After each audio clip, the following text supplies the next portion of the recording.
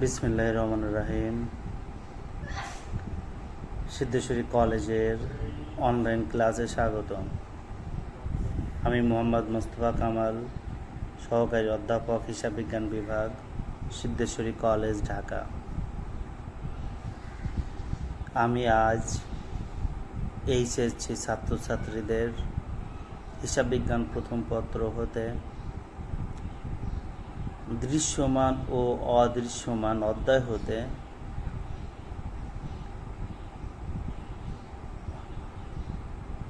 নিয়মগুলো উপস্থাপন করব।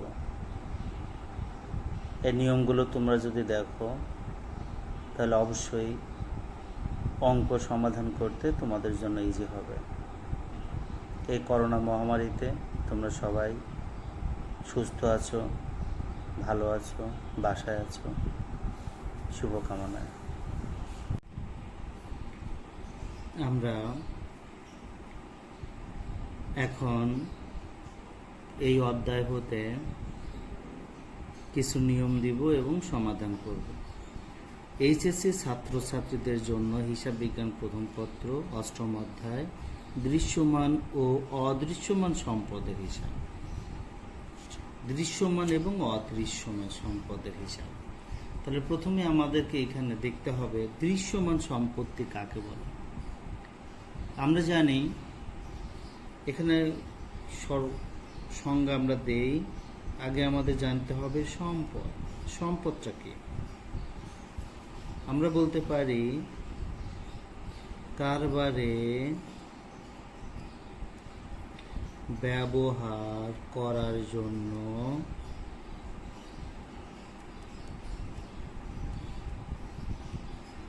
সংগৃহীত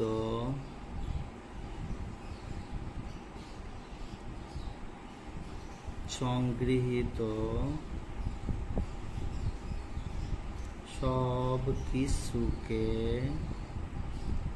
সম্পদ বলে।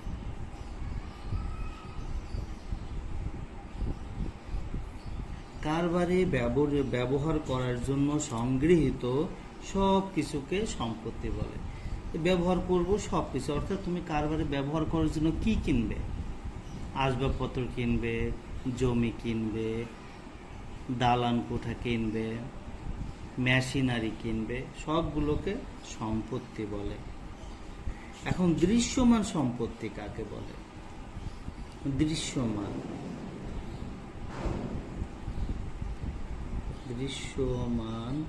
সম্পত্তি যে সম্পত্তি ছোঁয়া যায়, দেখা যায়,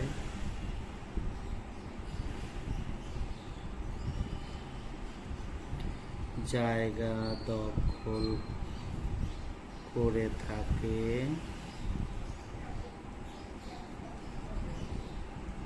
এবং মূল্য আছে।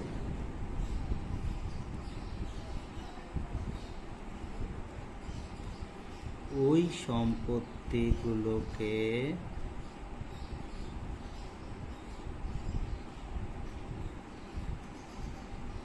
দৃশ্যমান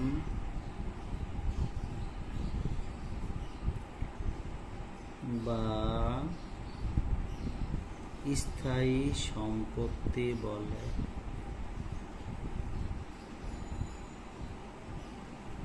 যার মেয়াদকাল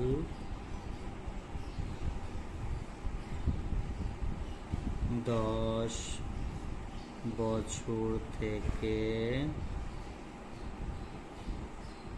100 বছর হতে পারে। মেয়াদকাল অথবা আয়ুষ্কাল আমরা যেটাই বলি, যেমন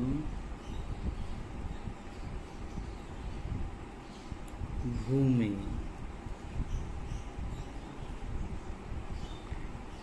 দালান কোঠা,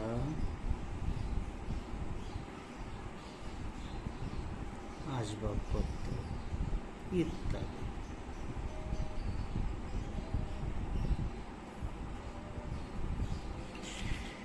এখন এই সম্পত্তিগুলো যখন তুমি সংগ্রহ করবে কারবারে ব্যবহার করার জন্য, তাহলে ব্যবহার করতে গেলে অবশ্যই এর একটা মূল্য প্রত্যেক বছর ক্ষয় হতে থাকবে। তাহলে এই ক্ষয়কৃত মূল্যকে আমরা বলতে পারি অবচয়। তাহলে এখন আমরা চলে আসব অবচয়। অবচয় অবচয় কাকে বলে? আমরা লিখতে পারি স্থায়ী সম্পত্তি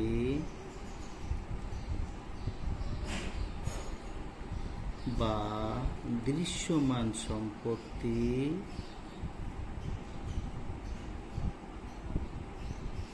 ব্যবহারের ফলে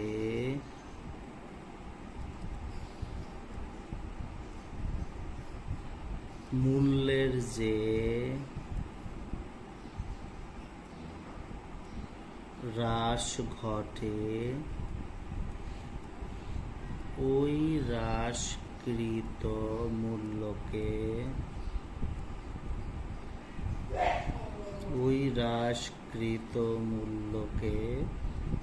অবচয় বলে।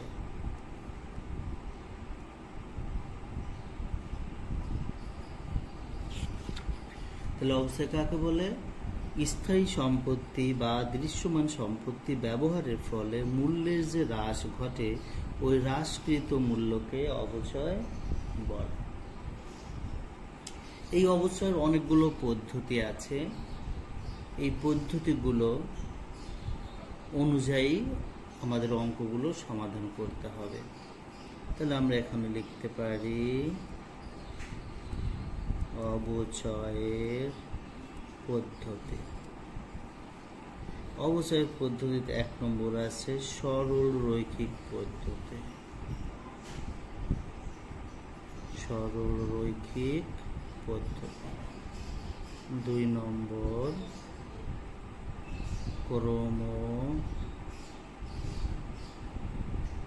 হ্রাসমান জের পদ্ধতি।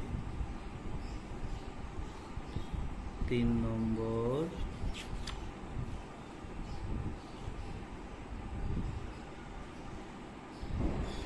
উৎপাদন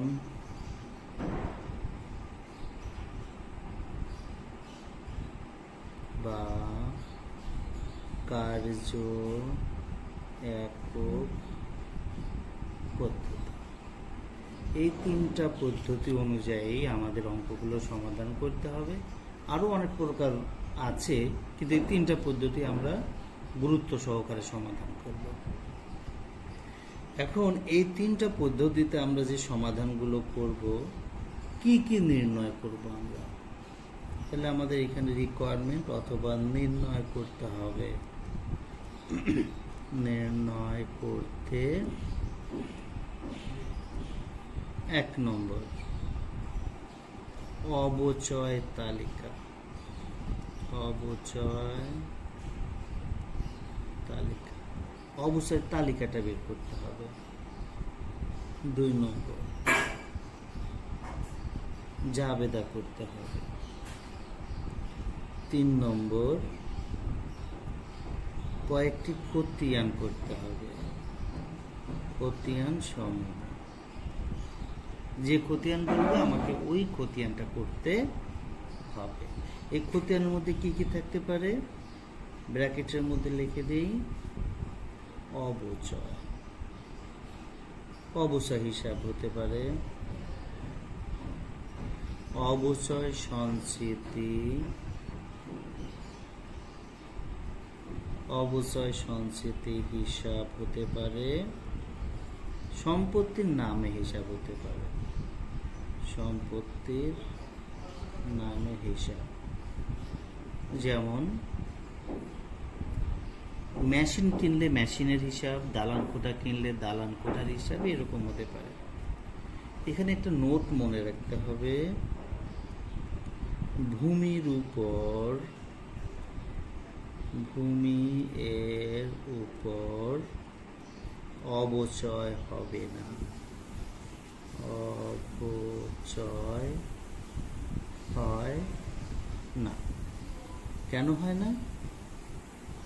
ভূমি মানে জমি, জমির মূল্য সবসময় বৃদ্ধি পেতে থাকে, এই জন্য এই সম্পত্তির উপর কখনো অবচয় হয় না। এখন আমরা এই অবচয়ের তালিকা এবং জাবেদা এই দুইটা নিয়ম আমরা ফলো করব।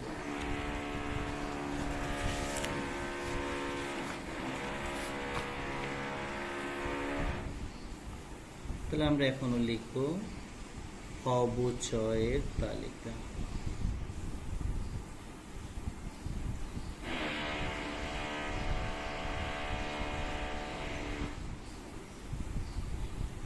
অবচয়ের তালিকা, অবচয়ের তালিকায় আমার এখানে ছক হবে, প্রথম ঘরটা হবে তারিখ, তারপরের ঘরটা হবে কার্য, কার্য মানে ওয়ার্কিং, তারপরের ঘরটা হবে অবচয়, তারপরের ঘরটা হবে পুঞ্জীভূত অবচয়, পুঞ্জীভূত অবচয়। 5 নম্বর ঘরটা হবে সম্পত্তির বহিমূল্য, বহিমূল্য মানে অবচয় বাদ দেওয়ার পর যে মূল্যটা। এই 5টা ছক যখন হবে, এখন আমি এই 5টা ছক এখানে জাস্ট ছকটা দেখাই দিব যে কিভাবে ছকটা হবে।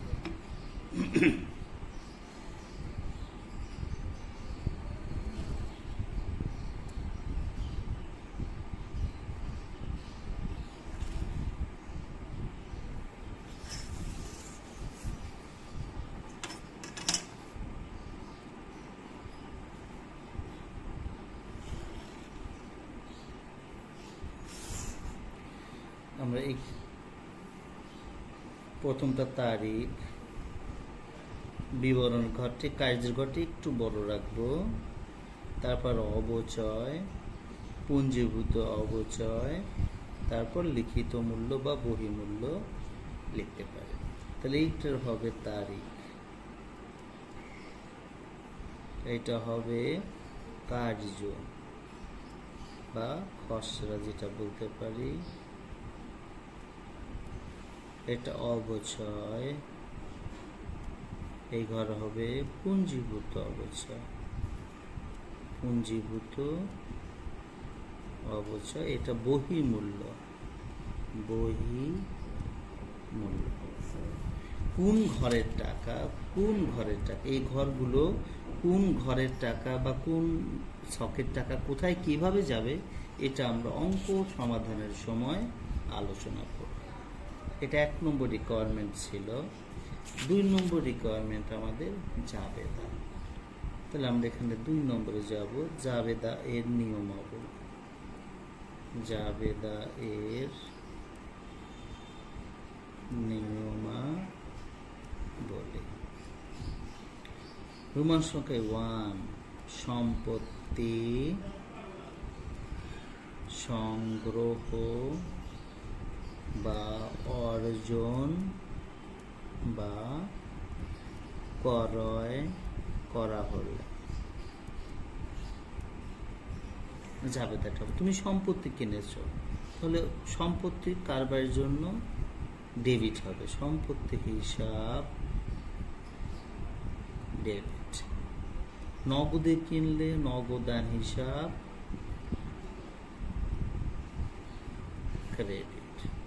আমরা নগদেই মনে করব, যদি বাকিতে থাকে সেটা আমরা পরে দেখব।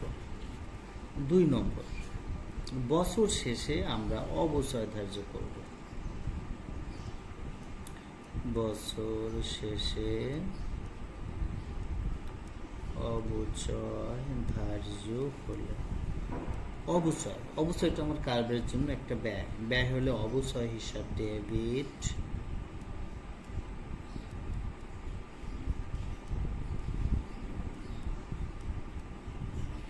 পুঞ্জীভূত অবচয় হিসাব ক্রেডিট।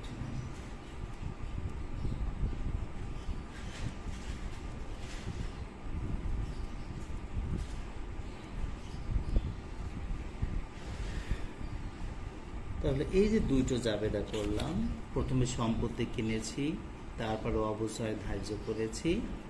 3 নম্বর, এই অবচয়ের টাকা আয় বিবরণীতে স্থানান্তর হলে আমরা লিখতে পারি অবচয়ের টাকা আয় সারাংশ হিসাবে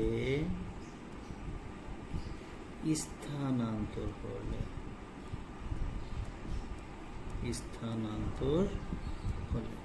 যদি আয় সারাংশ হিসাবে স্থানান্তর হয় তখন দেখা যাবে অবচয় হিসাব ডেবিট ছিল, এটা হবে ক্রেডিট, আয় সারাংশ হিসাব হবে ডেবিট। তাহলে আয় সারাংশ হিসাব ডেবিট,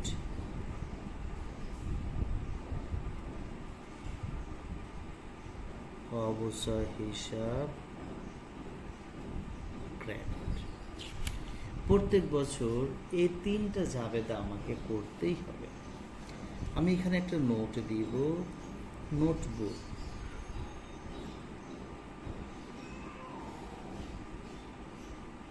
দ্বিতীয় বছর থেকে কোনো সম্পত্তি সংগ্রহ বা ক্রয় করা না হলে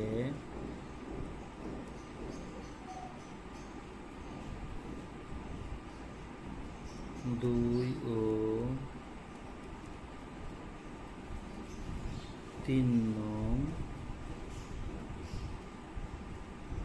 জাবেদা হবে, তখন 1 নং জাবেদা হবে না। এই নোটটা মাথায় রাখতে হবে। তাহলে আমরা যে বিষয়টা এখন দেখলাম, দৃশ্যমান এবং অদৃশ্যমান সম্পত্তিতে আমরা দেখেছি এই সম্পত্তিতে 2টা রিকোয়ারমেন্ট আমরা এখানে আলোচনা করেছি। অবচয়ের তালিকা এবং জাবেদার নিয়মাবলী, এবং কিছু নিয়ম এখানে আলোচনা করেছি, জাবেদা আলোচনা করেছি। তোমরা এই নিয়মগুলো কয়েকবার ভালো করে দেখো, আশা করি তোমাদের সমস্যা হবে না। যখন আমরা অঙ্ক সমাধান করব তখন ঠিক হয়ে যাবে। তখন কোনো প্রশ্ন থাকলে তোমরা করতে পারবে, ইনবক্সে করতে পারবে অথবা কমেন্টসে করতে পারবে। এই করোনা মহামারীতে তোমরা সবাই সাবধানে চলাফেরা করো, সবাই বাসায় থেকো। আল্লাহ আমাদের সবাইকে সুস্থতা দান করুন, আমিন। আল্লাহ হাফেজ।